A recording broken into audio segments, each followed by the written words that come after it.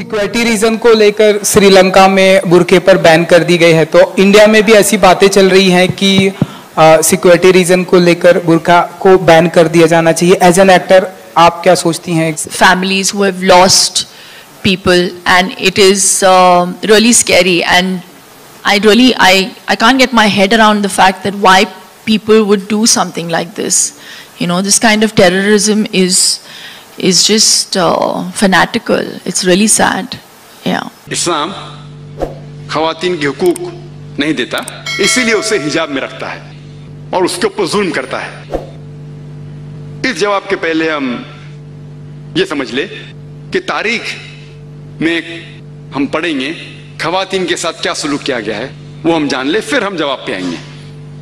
अगर आप बेबीलोनियन की तारीख पढ़ेंगे, हिस्ट्री ऑफ बेबीलोनियन सिविलाइजेशन, उसमें यह लिखा है कि जब भी कोई मर्द कत्ल करता था उसको सजा मिलने के बदले उसकी बीवी को सजा मिलती थी। अगर आप ग्रीक सिविलाइजेशन पढ़ेंगे, उसमें एक खातून थी जिसका नाम था पेंडोरा, एक इमेजिनरी वुमेन थी पेंडोरा, जो ग्रीक लोग कहते थे उसके वजह से सारी मुश्किलात जो दुनिया में हैं वो इस खातून की वजह से है। उनका एक तसव्वुर था जो गलत था। और इस ग्रीक सिविलाइजेशन में खातून की इज्जत ही नहीं थी, वैश्यापना काफी कॉमन था, आम था। अगर आप रोमन सिविलाइजेशन पढ़ेंगे, उसके अंदर भी nudity and prostitution was very common, नंगापन और वैश्यापना बहुत आम था। खवातीन लोग सिर्फ मजे के लिए इस्तेमाल किए जाते थे और छोड़ दिए जाते थे। अगर आप इजिप्शियन सिविलाइजेशन पढ़ेंगे, उसमें खवातीन को यह कहा जाता था कि वो शैतान की एक निशानी है। अगर आप अरब सिविलाइजेशन पढ़ेंगे, कुरान नाज़िल होने के पहले अरबिस्तान में यह हाल था कि अक्सर जब कोई लड़की पैदा होती थी उसे जिंदा गाड़ दिया जाता। अल्हम्दुलिल्लाह सुम्मा अल्हम्दुलिल्लाह, कुरान नाज़िल होने के बाद ये जो गलत काम बंद हो गया। अफसोस की बात है कि अपने हिंदुस्तान में अब तक है। इस्लाम एक वो मजहब है और मोहम्मद सल्लल्लाहु अलैहि वसल्लम वो शख्स है जिनने खवातीन का औहदा ऊंचा किया। अल्हम्दुलिल्लाह, उन्हें हुकूक दिए, उन्हें राइट्स दिए, लेकिन उसके साथ ये भी दिखाया किस तरीके से हुकूक को कायम रखे, किस तरीके से उस औहदे को कायम रखे। एक होता है कि कहना क्या करना और किस तरीके से उसको कायम रखना, वो भी बहुत जरूरी है। तो इस्लाम ने यह बताया कि जब अल्हम्दुलिल्लाह खवातीन को उठाया गया है और कुल्ली तौर पे, आम तौर पे मर्द और औरत इस्लाम में बराबर हैं।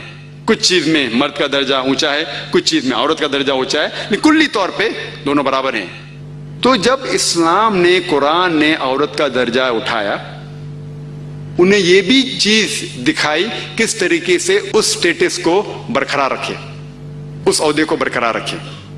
और अक्सर लोग बात करते खवातीन के हिजाब के बारे में। अल्लाह सुब्हाना व तआला कुरान मजीद में पहले मर्द के हिजाब के बारे में जिक्र करते, फिर औरत के। अल्लाह ताला फरमाते सूरह नूर में, सूरह नंबर 24 आयत नंबर 30 में कि ए मोमिन मर्द, ए मोमिन, जब भी आप किसी खवातीन को देखेंगे तो नजर नीचे करो।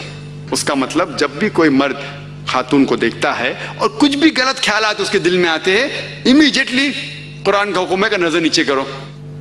एक वक्त एक मुसलमान एक लड़की को घूर के देख रहा था, तो मैंने उससे कहा, भाई साहब आप क्या कह रहे हैं, ये हराम है। तो उसने कहा कि हमारे मोहम्मद सल्लल्लाहु अलैहि वसल्लम ने कहा कि पहली नजर माफ है, दूसरी हराम है। मैंने अब तक आधी नजर भी पूरी नहीं किया। तो मोहम्मद सल्लल्लाहु अलैहि वसल्लम हदीस में फरमाते हैं कि पहली नजर माफ है, दूसरी हराम है। उसके मतलब ये नहीं कि अब 10 मिनट तक के लड़की को घूरते रहो बिना पलके झपकाए और कहेंगे कि नजर पूरी नहीं है।